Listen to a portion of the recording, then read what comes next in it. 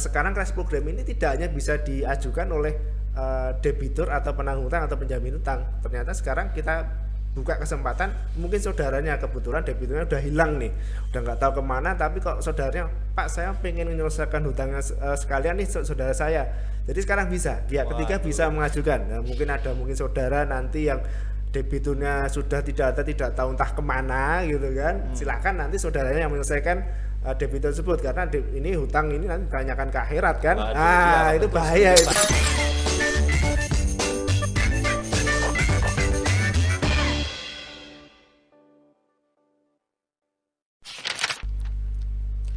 Halo kawan Kamek, kita ketemu lagi di Pontianak Podcast Corner Popcorn Ambiar.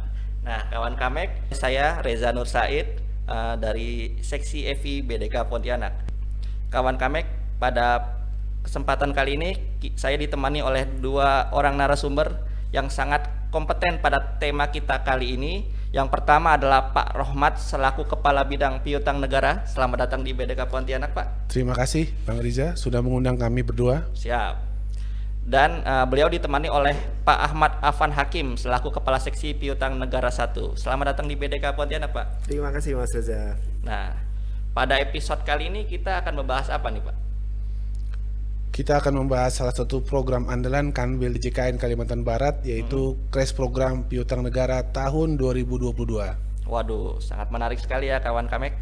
Nah, sebenarnya boleh dijelaskan Pak, pengurusan piutang negara jadi salah satu concern DJKN tahun ini, Pak. Apa itu, Pak? Jadi ini bukan hanya tahun ini sebenarnya ya. DJKN sebelumnya kawan Kamek, saya jelaskan dulu apa itu DJKN, Piutang Negara, dan nanti Crash Program. Kita masuk ke topik kita. Jadi Direktorat Jenderal Kekayaan Negara atau singkatan dari DJKN ini merupakan salah satu instansi di bawah Kementerian Keuangan yang tugas kita itu sangat variatif. Salah satunya adalah pengurusan piutang negara, dan ini sudah kita laksanakan sejak tahun 1960. Di situ melalui Undang-Undang Nomor 49 tentang panitia urusan piutang negara, DJKN memiliki kewenangan untuk melakukan pengurusan piutang negara. Apa itu piutang negara? Yaitu jumlah uang yang wajib dibayarkan oleh debitur kepada negara, dalam hal ini pemerintah, yang timbul akibat peraturan, perjanjian ataupun sebab-sebab lain yang sah secara hukum. Begitu Bang Riza. Sementara itu dulu ya. Oke. Nah, katanya kan tadi sudah dari tahun-tahun sebelumnya, Pak. Apa alasan DJKN menyelenggarakan Crash Program pada tahun ini, Pak? Kenapa program ini dihadirkan kembali gitu, Pak? Jadi ada dua sebab atau dua faktor ya yang mendorong kami di DJKN meluncurkan kembali Crash Program di tahun ini. Yang pertama, kami pemerintah itu melihat masyarakat masih dalam kondisi tertekan secara perekonomian akibat pandemi yang masih berlangsung ya. Mudah-mudahan segera menjadi endemi di akhir tahun 2022 ini ya. Itu yang pertama. Jadi kita ingin membantu mengurangi beban masyarakat, walaupun tidak semua ya. Kalau kami terkait dengan sebagian beban masyarakat. Yang kedua, kami juga melakukan evaluasi atas kebijakan tahun lalu.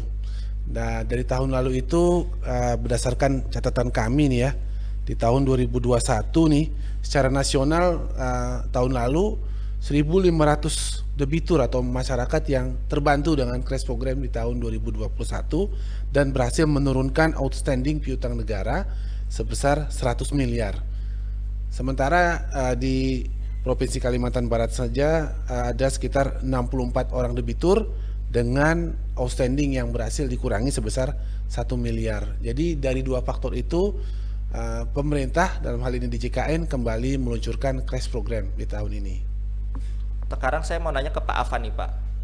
Nah, apa sih Pak keberhasilan DJKN Kalimantan Barat dengan diadakannya Crash Program pada tahun 2021 kemarin, Pak? Ya, terima kasih Mas Reza untuk tahun 2021 kemarin atas target-target yang telah ditetapkan terkait Crash Program itu untuk di Kalimantan Barat ini kami telah menyelesaikan 64 BKPN lunas melalui Crash Program atau 64 debitur artinya dengan nilai penyelesaian sekitar 1,2 miliar, artinya itu ada penurunan outstanding sebesar 1,2 miliar tersebut. Kalau secara nasional memang dilihat kecil ya, tapi memang potensi crash program di Kalimantan Barat ini secara nilai memang kecil, dan memang crash program ini diperuntukkan bagi yang debitur yang nilai memang nggak besar gitu atau kecil gitu. Seperti itu Mas Reza.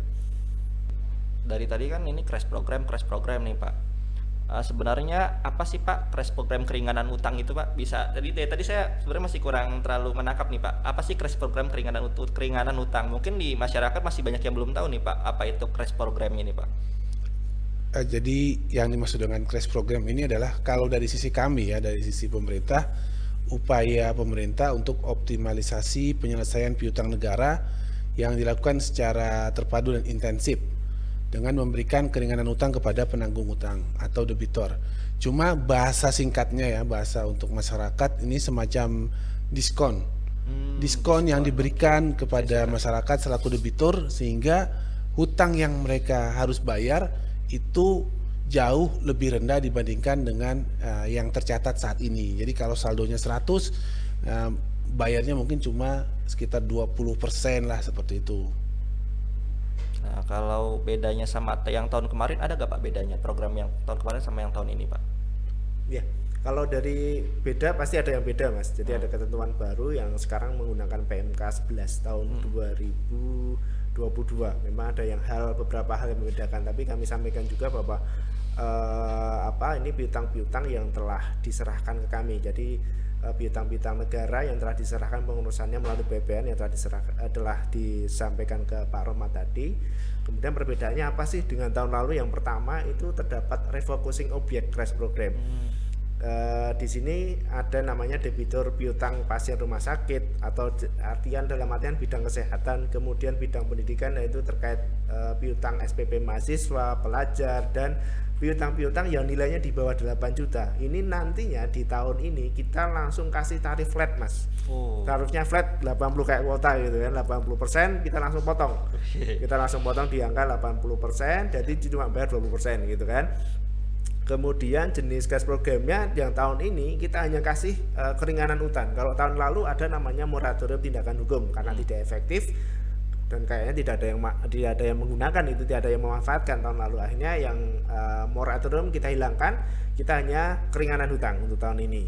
Kemudian tarifnya untuk tarif kurang lebih sama yaitu di 35%, potongannya 35% untuk debitur atau piutang negara yang terdapat jaminan. Jadi kadang ada piutang negara itu ada jaminannya Mas.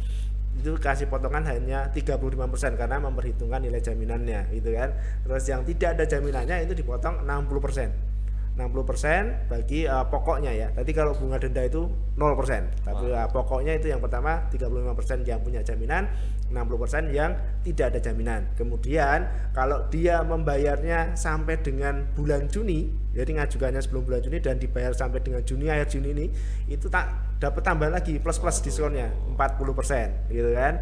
Kemudian kalau dia bayarnya sampai September nanti itu tambah 30%. Dan kalau sampai Desember itu di pertengahan Desember tanggal 20 dia dapat tambahan 20%. Jadi ada plus-plusnya nih. Tadi 35 60 pokoknya dikurangi, terus kalau ada bulanannya ditambah lagi entah 40%, 30 dan 20. Kemudian sekarang crash program ini tidak hanya bisa diajukan oleh debitur atau penanggung utang atau penjamin utang. Ternyata sekarang kita buka kesempatan, mungkin saudaranya kebetulan debiturnya udah hilang nih, udah nggak tahu kemana, tapi kok saudaranya, Pak saya pengen menyelesaikan hutangnya sekalian nih saudara saya, jadi sekarang bisa pihak ketiga bisa mengajukan. Nah, mungkin saudara nanti yang debiturnya sudah tidak tahu entah kemana gitu kan, silakan nanti saudaranya yang menyelesaikan debitur tersebut, karena ini hutang ini nanti ditanyakan ke akhirat kan. Itu bahaya, itu berat itu kan gitu kan, konsekuensinya berat gitu kan. Makanya ini silakan kalau memang saudaranya sebagai pihak ketiga mau menyelesaikan hutangnya. Kemudian tarif flat tadi 80% untuk debitur yang rumah sakit, SPP dan piutang di bawah 8 juta, dan jangka waktu permohonannya kalau dulu itu sampai cuman awal Desember tanggal 1 kita mengajukan permohonan, kalau sekarang kita perpanjang sampai 15 Desember. Tapi dengan catatan kalau nanti tanggal 15 mengajukan permohonan dan langsung disetujui, itu pelunasannya hanya sampai 20 Desember. Kalau biasanya dikasih waktu 1 bulan nih di rentang waktu dia persetujuan sampai pelunasan. Kalau untuk akhir tahun kita 15 Desember sampai dengan 20 Desember, jadi cuma 5 hari saja harus selesai gitu. Begitu Mas Reza perbedaannya antara yang tahun lalu dan yang tahun ini. Oke, kalau gitu kan menarik nih Pak. Ya. Sebenarnya siapa aja sih Pak yang bisa mengikuti crash program keringanan utang tahun ini Pak? Ya, kalau untuk siapa saja yang bisa ikut sebenarnya kurang lebih sama sih dengan tahun yang lalu, yaitu untuk fokusnya memang yang mikro UMKM gitu ya. Jadi untuk penanggung hutang atau perorangan badan hukum atau badan usaha yang menjalankan usaha skala mikro, kecil, menengah dengan pagu kredit maksimal 5 miliar. Kemudian untuk perseorangan atau perorangan yang menerima kredit pemilikan rumah atau rumah sangat sederhana dengan pagu kredit maksimal 100 juta. Kemudian perorangan atau badan hukum dengan sisa kewajiban sebesar 1 miliar. Jadi mungkin ada bidang-bidang negara yang diserahkan atau sisanya sampai sekarang itu hanya 1 miliar, itu bisa ikut. Dan semua berkas itu harus diserahkan kami atau dilakukan pengurusan kami di PUPN melalui KPKNL dan telah terbit SP3N itu sampai dengan 30 Desember 2021. Jadi yang mungkin ada yang pengurusan yang baru diserahkan ke kami 2022, ya mohon maaf tidak bisa ikut di periode tahun ini. Gitu Mas. Berarti sangat ini ya Pak, sangat fleksibel sebenarnya Pak. Iya, Fleksibel. ya fleksibel. Jadi walaupun ada ketentuan, tapi itu tetap kita coba untuk fleksibel, bagaimana masyarakat bisa memanfaatkan program ini, begitu Mas. Nah, kalau untuk di Kalimantan Barat sendiri ini Pak, nah ini apakah ada fokus-fokus Pak yang mendapatkan program ini Pak, ringanan utang ini Pak? Ya, memang betul sekali. Program ini memang lanjutan dari tahun lalu, sehingga di tahun ini kita bercermin dari permasalahan-permasalahan maupun keberhasilan di tahun lalu. Ada beberapa perubahan tadi yang sudah disampaikan oleh Pak Afan ya. Jadi fokus kita di tahun 2022 ini memang seluruh lapisan masyarakat yang menjadi debitur ya. Tetapi yang menjadi fokus adalah debitur UMKM, mahasiswa yang atau bekas mantan mahasiswa yang menunggak SPP kepada kampus atau perguruan tinggi, debitur ataupun keluarga pasien rumah sakit, dan mereka itu yang menjadi target utama kita dalam crash program tahun 2022. Dan ini juga menunjukkan bahwa pemerintah itu memahami permasalahan yang ada di masyarakat dan coba memberikan bantuan dari berbagai segi. Salah satunya adalah dengan memberikan pengurangan piutang negara yang harus dibayar oleh debitur tersebut. Demikian Mas Riza. Nah, kalau begitu kan kita kan pasti pengennya kan bayarnya itu mumpung lagi ada keringanan nih Pak, bayar tahun ini. Nah, apa sih Pak manfaat yang diterima debitur kalau memang dia itu mengikuti crash program ini Pak? Dan di tahun ini apa aja benefit-benefitnya Pak? Benefitnya tadi seperti yang sudah kita diskusikan ya panjang lebar, tapi di sini secara garis ringkas manfaat yang diterima oleh debitur yang pertama adalah keringanan utang dari utang pokoknya. Sedangkan kalau terkait dengan bunga, denda, ongkos itu juga ada pengurangan yang sangat signifikan. Dan lebih penting lagi ya, sesuai dengan budaya dan agama kita, bahwa utang itu dibawa sampai mati. Nah, Bahwa jangan sampai utang itu menjadi warisan ya, warisan ke anak cucu. Sehingga kita memberikan tagline yang kita ambil dari budaya kita, yaitu lunas hari ini, lega sampai nanti. Begitu Bang Riza. Nah, ini kan sangat menarik nih Pak. Kalau misalnya nih Pak ada masyarakat yang ingin mengikuti crash program ini Pak ataupun lembaga. Nah, ini mekanisme seperti apa Pak? Baik, ya. Terima kasih Mas Reza ya. Jadi nanti kalau ada Bapak, Ibu, Saudara semua yang merasa punya hutang ke negara dan mungkin sudah ada panggilan, saya yakin sudah ada panggilan dari KPKNL atau PUPN, mungkin KPN Pontianak atau Singkawang, silahkan nanti mengajukan permohonan tertulis ke KPKNL Pontianak atau KPKNL Singkawang. Yang paling lambat akan kami terima tanggal 15 Desember 2022. Nanti tentu saja konsekuensinya tadi diskon plus-plusnya nih yang akan berbeda kalau semakin lama. Kalau cepat-cepat sekarang langsung saya punya utang nih, yuk sekali nanti diskon plus-plusnya lebih banyak. Kemudian permohonan itu diajukan KPKNL bisa secara tertulis dan bisa langsung datang ke KPKNL ataupun bisa dikirimkan melalui email di KPKNL ataupun juga sekarang kami punya Simple Man, Mas. Jadi kita itu punya aplikasi yang sangat memudahkan bagi untuk layanan yang kami berikan. Itu bisa melalui aplikasi Simple Man, sistem informasi monitoring pelayanan manajemen aset negara. Itu yang punya cuma kami di Kanwil Kabar, itu namanya Simple Man. Itu nanti bisa di simpleman.kemenq.go.id. Nah, itu silakan melalui itu Editor, gampang. tolong nanti di bawah. Nah, itu penting itu ya. Jadi di simpleman.kemenq.go.id silakan akses saja aplikasi kami untuk mendapatkan layanan kami sangat mudah sekali. Itu bisa melalui aplikasi itu. Kemudian apa saja nih yang harus kami dilengkapi oleh si debitur atau penanggung hutang? Yang pertama itu yang jelas identitas nih, kartu identitas kita KTP. Kemudian ada surat yang harus juga dilengkapi, yaitu berupa surat keterangan dari instansi yang berwenang, bisa kantor lurah, desa, yang menyatakan bahwa penanggung hutang tidak mempunyai kemampuan untuk menyelesaikan seluruh hutang tanpa pemberian keringanan. Silakan nanti bisa dimintakan melalui kantor lurah atau desa. Kemudian tadi yang karena ada pelaku usaha kecil mikro ya, itu kemudian juga ada yang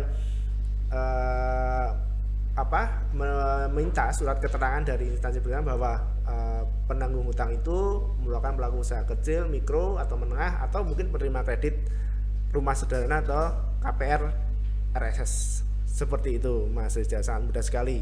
Jadi tidak, kalau memang aduh saya harus datang ke KPK capek, bisa akses melalui Simple Man. Aplikasi.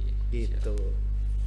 Nah, Pak, kemudian apa langkah yang dilakukan DJKN Kalimantan Barat agar crash program tahun ini dapat berjalan dengan optimal, Pak?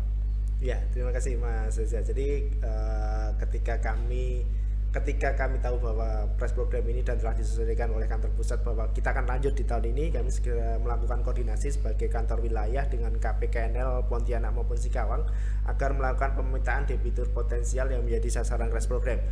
Yang kebetulan tahun lalu memang kita sudah jalan, jadi tahun lalu itu kita sudah effortnya sangat maksimal sekali, kita sudah datangi satu persatu debiturnya, dan mungkin ternyata yang tahun lalu ini belum memanfaatkan. Nah, ini untuk yang tahun ini kita ingatkan kembali debitur-debitur tersebut untuk memanfaatkan crash program. Kemudian kita lakukan sosialisasi kepada penyerah piutang bahwa ini ada crash program lagi loh, silakan nanti mungkin masih ada debitur yang belum memanfaatkan, silakan juga ikut mengingatkan bahwa ini ada keringanan hutang pada tahun 2022 ini.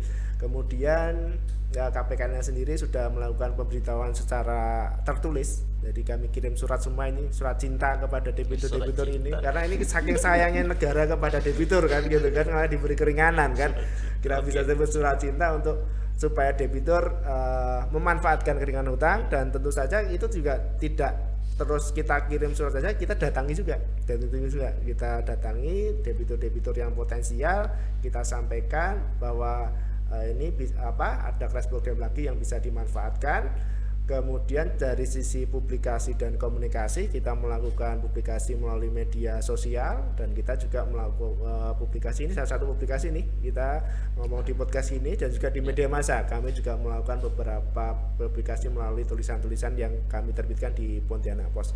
Mungkin kurang lebih itu Mas yang sampai saat ini yang telah kita langkah-langkah yang kita tempuh supaya crash program ini dapat optimal atau maksimal. Berarti sebenarnya memang utang itu yang pertama harus dibayar ya Pak, tadi kesimpulannya Ya, Pak, harus dong. dibayar walaupun kepada negara, apalagi kepada negara ya Pak, karena itu. bukan Kepada siapapun tuh utang harus dibayar kan gitu iya, kan. betul. Nah, kalau dari ini Pak, ini mungkin di tambahan aja nih, pasti mau nanya, penasaran bagaimana sih Pak cara dari DJKN ini menagih kepada debitur ini Pak, terutama yang bandel gitu Pak. Tuh gitu. Izin saya jawab Pak Romat ya. Silakan. Mungkin Bapak Ibu semua yang alhamdulillah tidak punya utang ke negara, yang belum pernah dapat surat cinta kami mungkin nggak tahu ya, memang kok bisa DJKN menagih utang gitu kan. Jadi mekanismenya seperti apa? Jadi pada prinsipnya kami menerima pengurusan piutang negara sesuai dari amanat Undang-Undang 49 1960 tadi dari kementerian lembaga atau namanya piutang PNBP, piutang penerimaan negara bukan pajak yang kami lakukan pengurusan.